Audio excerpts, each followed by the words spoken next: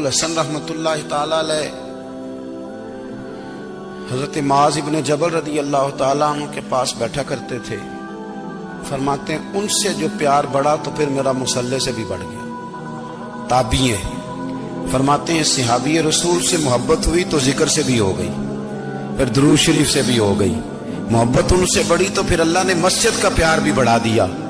آپ فرماتے ہیں کہ میری ہر وقت طبیعت چاہتی تھی کہ بس اللہ اللہ کروں, بس اللہ اللہ کروں, بس نہ میں ذرا تھوڑی جان چھڑاؤں لوگوں سے, کو 10 منٹ ملے تو میں کو 4 نفل پڑھ لوں, میں تھوڑا سا نہ بچوں لوگوں سے اور مجھے تسبیح ملے تو میں نہ کچھ 400-500 دفعہ استغفار پڑھوں, سبحان اللہ الحمدللہ اللہ اکبر لا حول ولا قوت الا باللہ, میں نہ تسبیحات پڑھوں. فرماتے ہیں کہ بچے تھے گھر میں 6-7, غربت تھی, کام ملتا کوئی نہیں تھا, اور میں کام چور نہیں تھا, کام ڈھونڈتا تھا, پر اللہ کی قدرت کے کام نہیں ملتا تھا. فرماتے ہیں کہ میں نے ایک دن اپنی اہلیہ سے کہا کہ آج میں پھر جاتا ہوں کام ڈھونڈنے. تو میری بیوی بڑی فرما بردار تھی, پر اس دن نہ غربت کے ہاتھوں تنگ آ کے کہنے لگی آج نانا کوئی تو چیز لے کے آیا. تو مجھ سے بچوں کی بھوک نہیں دیکھی جاتی. یہ سب روگاں دا روگ محمد جس دا نام غریبی, کنڈ بلا کے لنگ جاندے نہیں دوست یار قریبی. آج نہ کچھ لے کے آیا تو میں بچے لے کے چلی جاؤں گی. شیخ فرماتے ہیں کہ میں بڑا پریشان گھر سے نکلا, پر میں نے صبح سے لے کے زور تک کام ڈھونڈا, کام ملا کوئی نہیں. تو میرے دل میں خیال آیا چلو کام نہیں ملتا تو اللہ اللہ تو کرے نا, چلو بندوں کی مزدوری نہیں ملتی تو رب کریم کی عبادت ہی کرتے ہیں. فرماتے ہیں کہ میں نے نا فرات کے پانی سے وضو کیا, نہر کے, شدید دھوپ تھی, ساتھ ریت تھی اور ریت تپ رہی تھی. میں نے اپنا رومال وہیں مصلی کے طور پر بچھا لیا, اور فرماتے ہیں کہ زور سے لے کر عصر تک نماز پڑھی. دھوپ بھی پورے زور پہ, پر میرے سجدے کا ذوق بھی پورے زور پہ. فرماتے ہیں سورج بھی چمک رہا ہے اور رب کی عبادت کا ذوق بھی پورے زور پہ. میں سجدہ کروں تو پھر میرا اٹھانے کو جی نہ چاہے. میرے استاد لکھا کرتے تھے, یہ ان کا شعر ہے, وہ کہا کرتے تھے مجھے سوز دے, مجھے ساز دے, اور مجھے نیم شب کا نیاز دے.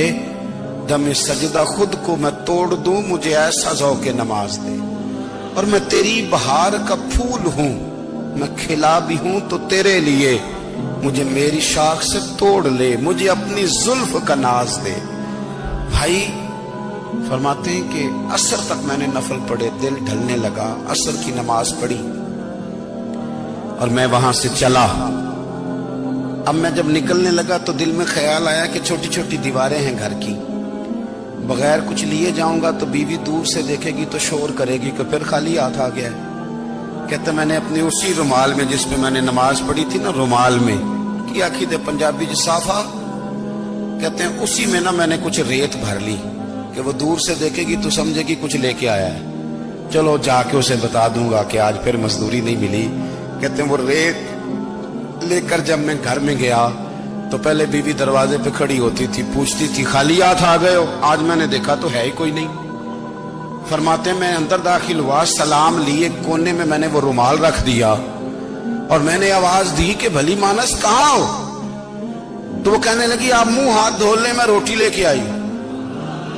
میں نے کہا روٹی کہاں سے آ گئی؟ یہاں تو کئی دنوں کے فاقے, تو کئی دنوں کی غربت ہے, یہاں تو اس گھر میں تو فقیری ہے. فرماتے ہیں کہ وہ روٹی لے کے آئی اور اس وقت کی جو موجودہ نعمتیں تھیں, سمجھ لیں سلاد, اچار, ہر چیز ساتھ لائی. میں نے کہا کہ بچے کہاں گئے؟ کہنے لگی وہ کھانا کھا کے کھیلنے گئے, آپ کھانا کھا لیں آ جاتے. کھانا اس نے چن دیا.